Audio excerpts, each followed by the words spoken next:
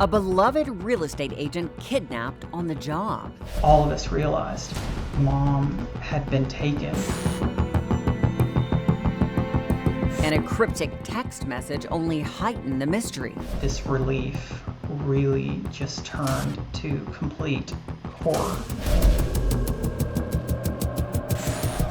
Did you think you could find her in enough time to save her life? You got to tell yourself, she's still alive, and you do everything you can.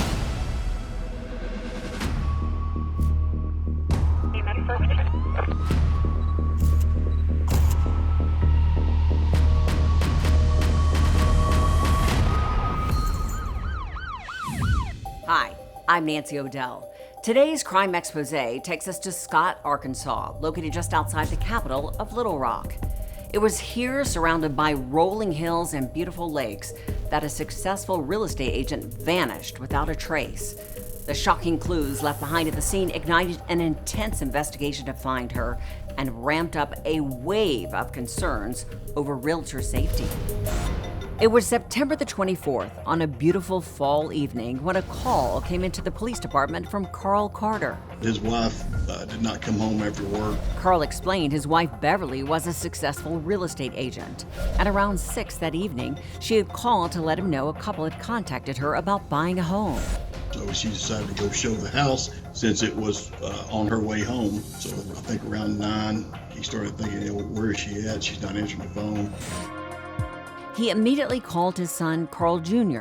I received a phone call kind of late into the evening from my dad, and he was concerned. He said, that he kind of explained that Mom had been working late showing a property, but she wasn't responding to his phone calls and his text, and I could just hear the worry in his voice, and that was just odd to me because Dad's really not a worrier, because she had told him where she would be showing property that day. So I encouraged him to go over to that property, and I would drive over to my mom's real estate office, see if she was there, perhaps, with these clients writing a contract and usual real estate. And, my dad arrived upon this scene of this house. He was shocked by what he saw. It was a house that had been, sitting for a very long time. There was no utilities, but the front door was wide open. My mom's car was there. No sign of my mom. She was just gone and vanished. Something very, very odd was going on. Investigators took the missing persons report seriously and searched the empty house for clues. There was no blood. There was no, obvious signs of struggle. You could tell somebody had been in there, but you just didn't know exactly what had happened. While CSI technicians dusted for prints, a disturbing clue was found outside. I saw a tire track that looked like it had backed up to the front door. More alarm bells were raised when detectives unlocked Beverly's car and found her purse still inside. There's no way a woman is just going to leave her purse in a car. It's got her ID in it, her money, her credit cards. And was there other evidence you found in the car? A notebook. It looked like something that a realtor would have been writing. It had addresses of houses, showings.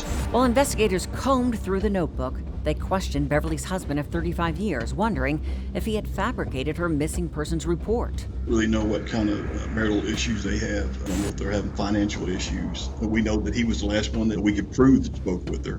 So we wanted to get him separated and get him to our office so we could start, digging into his background. He had a life insurance policy on her.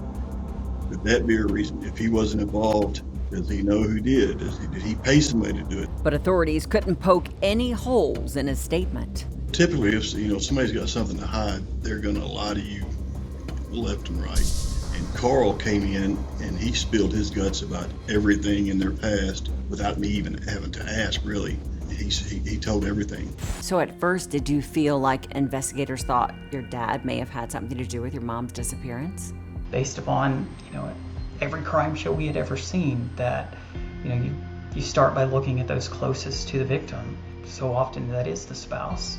And yet words feel so empty where, I'm talking to detectives and I'm like, look, I know this looks bad, but don't waste any time investigating down that path because that will detract from what you should be investigating. So it was tough. Thankfully, they ruled Dad out as a suspect pretty quickly. Beverly's vibrant spirit had always been the glue that kept the family together. She was short in stature, but very, very big in personality. She had the biggest, brightest smile. She truly had such a warmth and a presence that filled a room. As one of the top real estate agents in the state, Beverly always went above and beyond to find each client the home of their dreams. Real estate is a tough industry, and she made it look easy. She loved it. She would talk to me about people that she had met through real estate transactions. It was beautiful to hear my mom talk about working with people. She was just loving it and eating it up. Then, within hours of Beverly's disappearance, her family felt a flash of relief when a text message came in. Dad begins yelling that Mom was texting him. It said that she was out having drinks with friends. It was in that moment that this excitement, this relief, really just turned to complete horror. Even though it was terrifying to know that she had been taken, there was peace in knowing that she was close by.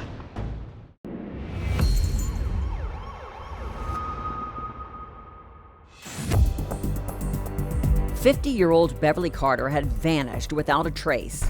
As detectives, friends, and family looked for her, a text from Beverly's phone came through, which changed everything. So what was it about the text that was so shocking? She doesn't drink, so that was a dead giveaway. There was no doubt that she had been abducted. All of us realized that not only had Mom, been taken, that she had been taken by someone that was bold enough to grab her cell phone and to pretend to be her. I mean, there truly is something to that mindset where you're like, this could never happen to me, and certainly this could never happen to my sweet mom. Detectives quickly pinpointed the location of her cell phone. You could hear them working together to start the process of seeing, where her cell phone might have been used. Which cell tower was it pinging? And, I heard that it was pinging not far at all from where we were. It sends out a ping, a signal about every 15 seconds to the nearest cell phone tower. And it will triangulate that GPS coordinate and it can pinpoint where that phone is at. So that must have been a relief. You thought you found the location of the phone. It stops just south of Little Rock at a commuter parking lot.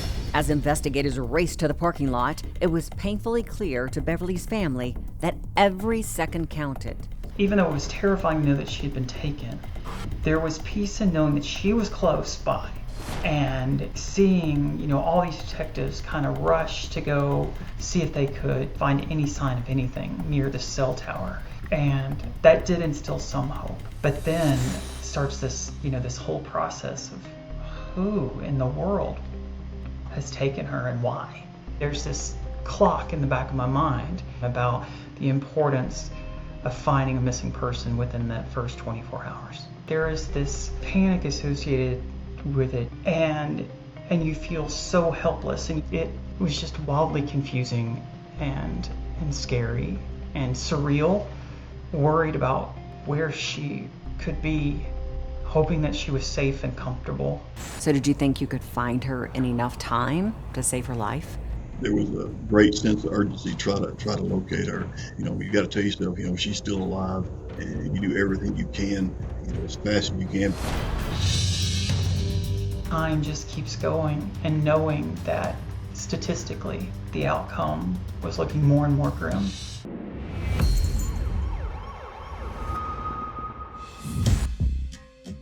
"50-year-old real estate agent Beverly Carter had been abducted, and detectives were triangulating the last known location of her cell phone. Last cell phone ping was south of Little Rock at a commuter lot. And I noticed that when I got there, the phone was off. Whoever had taken Beverly had turned off her cell phone. Detectives could no longer track Beverly's location. It's just kind of like or the wind coming out of your sail. It's just like, where do we go from here?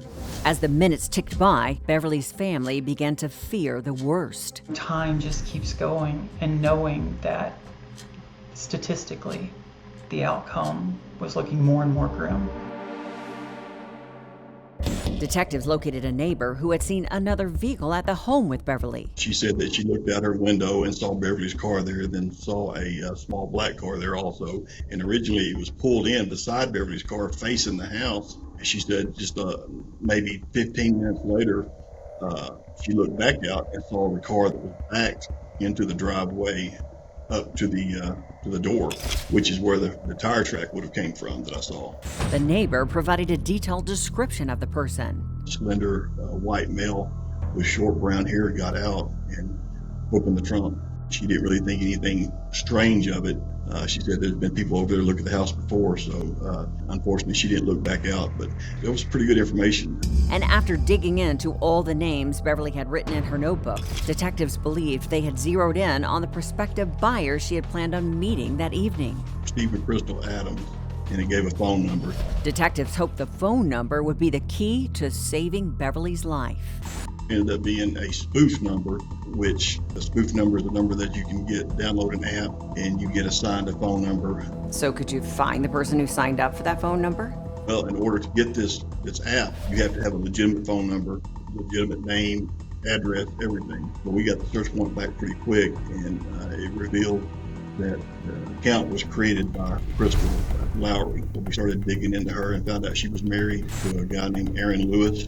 Detectives quickly rushed to the couple's home and observed a man who matched the witness's description walking outside towards his black car. Slender, white male, short brown hair, matched the description. I knew right then, no doubt in my mind, he was the guy that took Beverly. And as you approached him, what did he do? He actually saw us, and then he jumped in his little black car and he fled.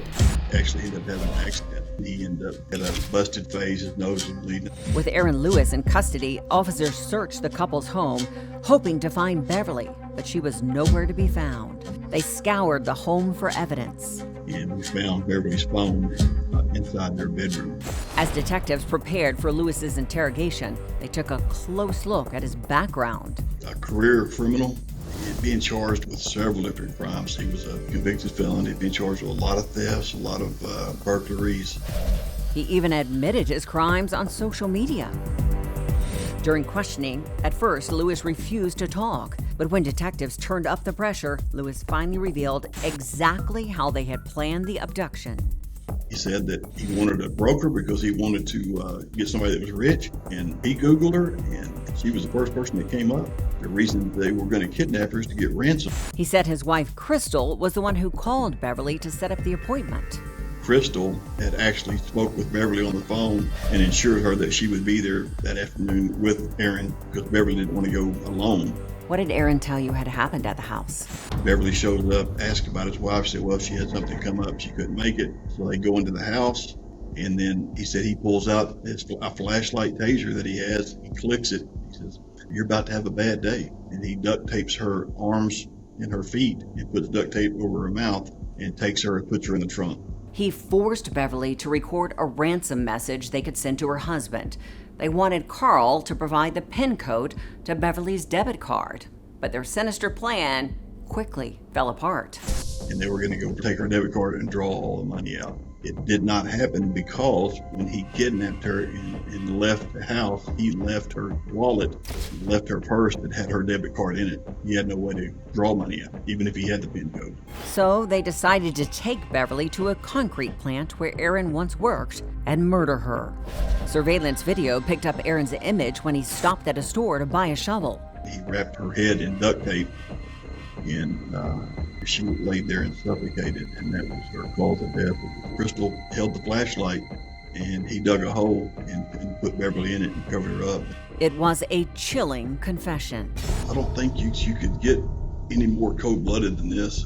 Can't think of any worse way to die. It was then Beverly's family heard the words no loved one should ever have to hear. My mom was found by some very, very incredible detectives after several days of hard work. And news travels very, very fast. And news of my mom's body being found made its way to social media quicker than law enforcement could even make it to the family. I was fortunate. Some of my mom's real estate friends, they were awake in the middle of the night. They saw that on social media, and they gathered and they rushed to my house And so at around 4 a.m., they arrived at my doorstep, and I'll never forget one of my mom's very best friends saying that my mom had been found.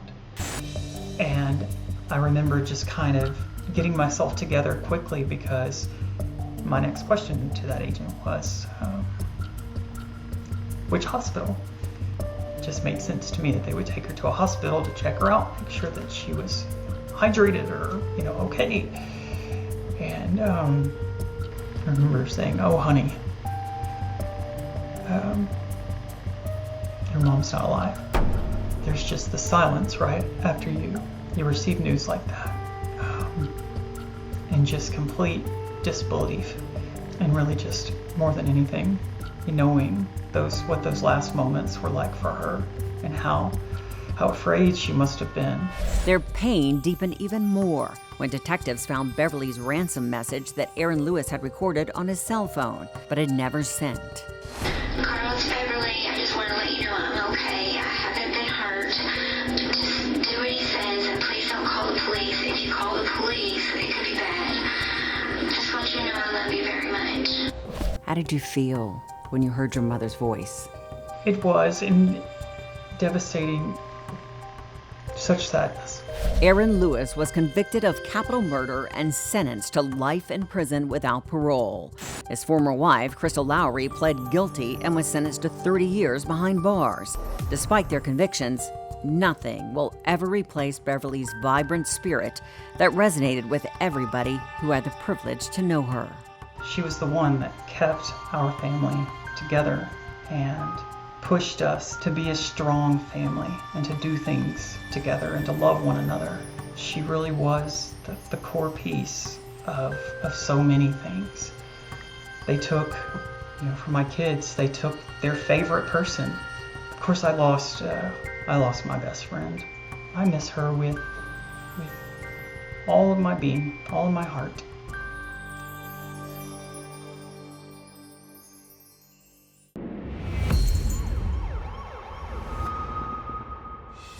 After his mother's murder, Carl Carter Jr. turned his grief into action by launching the Beverly Carter Foundation, a nonprofit dedicated to the safety of real estate professionals who work alone.